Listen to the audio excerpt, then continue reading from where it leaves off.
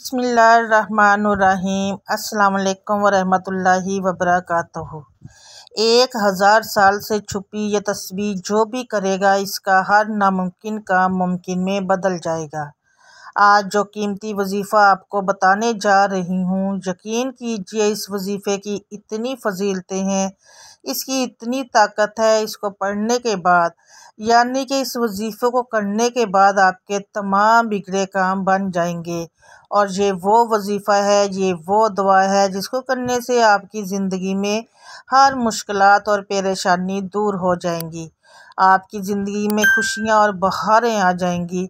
आपकी नेक दिली ख्वाहिशात और हाजत पूरी हो जाएगी। इसको हज़रत अर्तुगरुल गाज़ी रहमतुल्लाह अलैह किया करते थे। अर्तुगरुल गाज़ी आपने ड्रामे वाला नहीं समझ लेना, जो असल में अर्तुगरुल गाज़ी था। अक्सर ऐसा होता है जो पहले ज़माने गुज़रे होते हैं, जो पहले जंगें हुई होती हैं या पहले कोई बड़ी शख्सियत गुज़री होती हैं, उनके ऊपर ड्रामे और फिल्में लिखी जाती हैं। इसी तरह अर्तुगरुल गाज़ी है। अर्तुगरुल गाज़ी वो शख्सियत है जिन्होंने किसी भी जंग में शिकस्त नहीं खाई, हमेशा कामयाबी ही मिली। वो ये वजीफ़ा किया करते थे जो आज आपको बताने जा रही हूँ।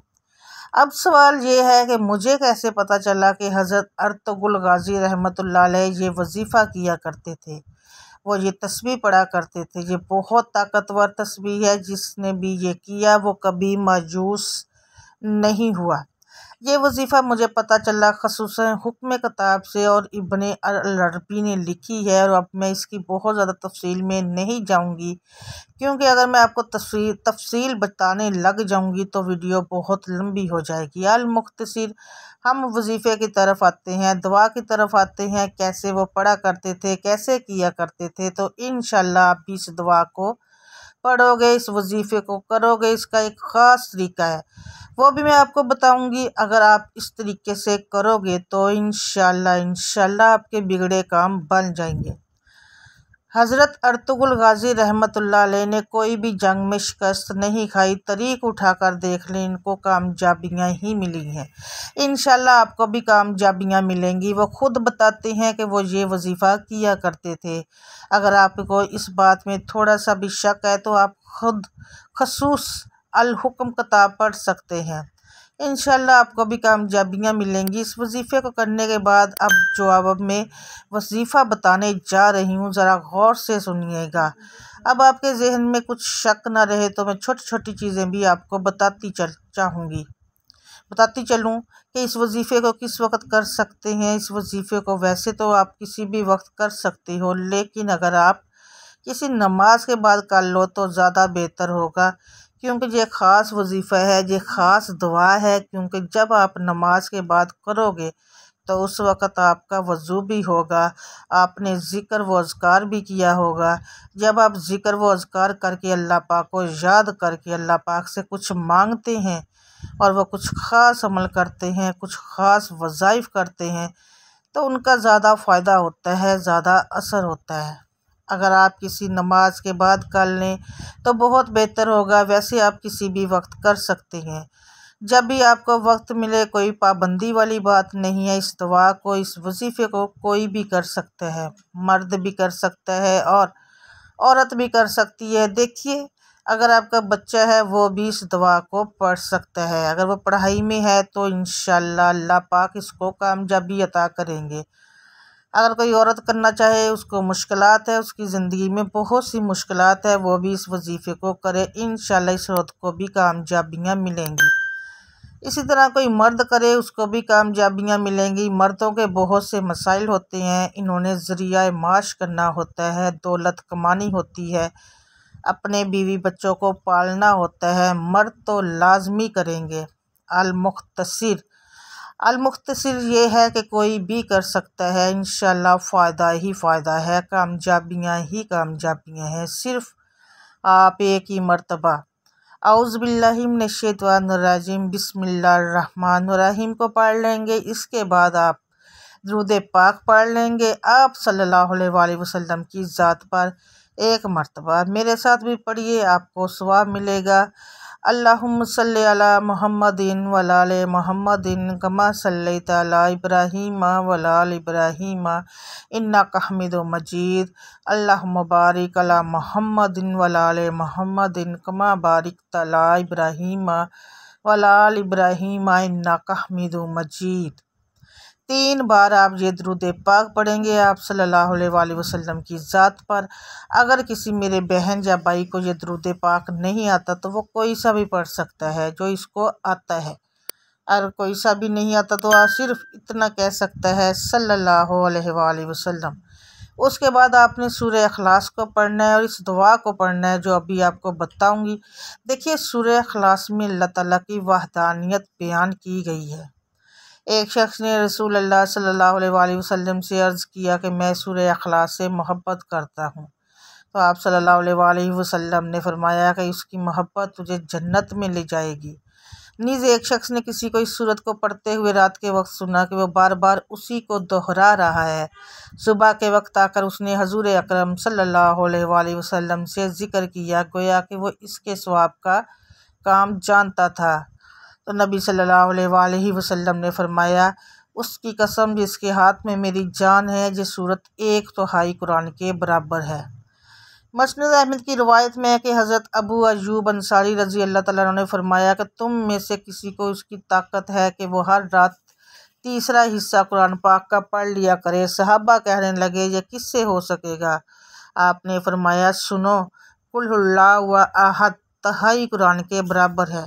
इतने में रसूलुल्लाह सल्लल्लाहु अलैहि वसल्लम भी तशरीफ़ ले आए। आप सल्लल्लाहु अलैहि वसल्लम ने सुनकर फरमाया, अबू अयूब सच कहते हैं। रसूल मकबूल सल्लल्लाहु अलैहि वसल्लम ने सहाबा से फरमाया, जमा हो जाओ, मैं तुम्हें आज 1/3 कुरान सुनाऊंगा। लोग जमा होकर बैठ गए। आप घर से तशरीफ़ लाए और सूरह कुल हुवल्लाहु अहद तलावत फरमाई और फिर घर तशरीफ़ ले गए। अब सहाबा में बातें होने लगी कि वादा तो हजूर सल्लल्लाहु अलैहि वसल्लम का ये था कि 3 कुरान सुनाएंगे, शायद आसमान से कोई वही आ गई हो। इतने में आप सल्लल्लाहु अलैहि वसल्लम फिर वापस तशरीफ़ लाए और फरमाया, मैंने तुमसे 3 कुरान सुनाने का वादा किया था, सुनो, ये सूरत 3 कुरान के बराबर है। हज़रत अबू दादा की रवायत में है कि रसूल अल्लाह सल्लल्लाहु अलैहि वसल्लम ने फरमाया, क्या तुम इससे आजिज़ हो कि हर दिन 3 कुरान शरीफ पढ़ लिया करो? लोगों ने कहा, हजूर सल्लल्लाहु अलैहि वसल्लम, हम इससे बहुत आजिज़ और बहुत ज़ईफ़ हैं। आप सल्लल्लाहु अलैहि वसल्लम ने फरमाया, सुनो, अल्लाह ने कुरान के 3 हिस्से किए हैं, कुल हुवल्लाहु अहद तीसरा हिस्सा है। मस्नद अहमद की एक रवायत में है कि रसूलुल्लाह सल्लल्लाहु अलैहि वसल्लम फरमाते हैं, जो शख्स इस पूरी सूरत को 10 मरतबा पढ़ लेगा, अल्लाह ताला उसके लिए जन्नत में एक महल तमीर करेगा। इस पर हज़रत उमर रज़ी अल्लाह ताला ने कहा, या रसूलुल्लाह सल्लल्लाहु अलैहि वसल्लम, फिर तो हम बहुत से महल बनवा लेंगे। आप सल्लल्लाहु अलैहि वसल्लम ने फरमाया, अल्लाह उससे भी ज़्यादा और उससे भी अच्छे महलात देने वाला है। नीज़ मस्नद अहमद में है कि रसूलुल्लाह सल्लल्लाहु अलैहि वसल्लम का इरशाद है, जो शख्स इस सूरत को 10 मरतबा पढ़ लेगा तो अल्लाह ताला उसके लिए जन्नत में एक महल तमीर करेगा। अबुल अला की एक हदीस में है कि जो शख्स इस सूरत को 50 मरतबा पढ़ ले तो इसके 50 साल के गुनाह माफ़ हो जाते हैं। हज़रत अबू सईद खिदरी रज़ी अल्लाह तआला अन्हु की रवायत में सूरह इखलास को आधे या 1/3 कुरान के बराबर करार दिया गया है। मस्नद अहमद में है, सैयदना अब्दुल्ला बिन हबीब रज़ी अल्लाह तआला अन्हु फरमाते हैं कि हम प्यासे थे, रात अंधेरी थी, नबी सल्लल्लाहु अलैहि वसल्लम का इंतज़ार था कि आप तशरीफ़ लाए और नमाज पढ़ाएं। आप आए और मेरा हाथ पकड़कर फरमाने लगे, पढ़। मैं चिपका रहा। आपने फिर फरमाया, पढ़। मैंने क्या कहा, क्या पढ़ूँ? आपने फरमाया, हर सुबह शाम 3-3 मरतबा सूरह कुल हुवल्लाहु अहद, कुल औज़ु बिरब्बिल फलक और कुल औज़ु बिरब्बिन नास पढ़ लिया कर, ये काफ़ी हो जाएगा। इसमें अल्लाह ताला का तारुफ है। अल्लाह ताला है कौन? इस सूरत की बहुत सी फजीलतें हैं। कुरान पाक और हदीस का निचोड़ अगर निकाला जाए, पूरे दीन इस्लाम का निचोड़ निकाला जाए, तो मैं कहती हूँ ये सूरत बचेगी, क्योंकि इसमें अल्लाह पाक का तारुफ है। अल्लाह पाक इस इसमें बड़ाई है, बेशक अल्लाह ताला ही है जो सब को नवाजते हैं और सब की मुश्किलात को दूर करते हैं। आपने 100 बार इस सूरत को पढ़ना है। ये इस वजीफ़े का हिस्सा है। थोड़ी सी तादाद ज़्यादा हो सकती है लेकिन कम नहीं। लेकिन इसके जो कमालात हैं इंशाल्लाह आप खुद देखोगे। आपके ज़्यादा से ज़्यादा 10 मिनट लग जाएंगे बड़ी मुश्किल से, लेकिन ये वजीफ़ा बहुत ही ख़ास है। अभी दुआ में मैं आपको बताती हूँ, लेकिन जो सूरह इखलास का मैं आपको बता रही हूँ थोड़ी सी ज़्यादा तादाद हो सकती है। 100 मरतबा आपने पढ़ना है। ये वजीफ़े का हिस्सा है। छोटी सी सूरत है वैसे तो। आप छोटी सी सूरत को 100 मरतबा पढ़ेंगे दुरूद शरीफ के बाद। उसके बाद आप ये बिस्मिल्लाहिर्रहमानिर्रहीम कुल हुवल्लाहु अहद अल्लाहु समद लम यलिद वलम यूलद वलम यकुल लहू। 1 मरतबा हो गया। 10 सेकंड में 1 दफ़ा आप सूरह पढ़ लें। 100 बार आपने पढ़ना है। ज़्यादा से ज़्यादा आपके 10 मिनट लग जाएंगे इस वजीफ़े को करने में, लेकिन इंशाल्लाह इसके जो कमालात हैं आपके तमाम बिगड़े काम बन जाएंगे, आपकी मुश्किलात दूर हो जाएंगी, आपकी ज़िंदगी में आसानियाँ आ जाएंगी। सूरह इखलास के बहुत सारे फ़वाइद हैं। नंबर 1, अल्लाह रब्बुल इज़्ज़त 300 गज़ब के दरवाज़े बंद करेगा, मसलन दुश्मनी, कर्ज़, फितना वगैरह। नंबर 2, 300 दरवाज़े रहमत के खोलेगा। नंबर 3, 30 दरवाज़े रिज़्क़ के खोलेगा। अल्लाह गैब से रिज़्क़ देगा बग़ैर मेहनत के। नंबर 4, अल्लाह पाक अपने इल्म से इल्म देगा। नंबर 5, 36 मरतबा कुरान पाक का सवाब मिलेगा। नंबर 6, 50 साल के गुनाह माफ़ होंगे। नंबर 7, अल्लाह पाक जन्नत में 20 बंगले देगा जो कुव्वत मरजान मर्द के बने होंगे। नंबर 8, हर बंगले के 70,000 दरवाजे होंगे। नंबर 9, 2000 रकात नमाज नफल पढ़ने का सवाब मिलेगा। आपके जो इन अटके हुए काम हैं, जैसा कि मैंने आपको पहले ही शुरू में भी बताया है कि इस वजीफ़े को हज़रत अर्तुग़रुल गाज़ी रहमतुल्लाह अलैह किया करते थे। इन्होंने किसी भी जंग में शिकस्त नहीं खाई। हमेशा इनको कामयाबियाँ ही कामयाबियाँ मिली हैं। इनकी जीत हुई है। तरीक उठाकर देख लो। अब मैं ज़्यादा गहराई की तरफ नहीं जा रही हूँ। अल्लाह दुआ सुन लीजिए। सुबहानल्लाह वल्हम्दुलिल्लाह वला इलाहा इल्लल्लाहु वल्लाहु अकबर वला हौला वला कुव्वता इल्ला बिल्लाह अल अलीयुल अज़ीम। अल्लाह एक है, तमाम तारीफ़ें अल्लाह के लिए है और अल्लाह के सिवा कोई मबूद नहीं।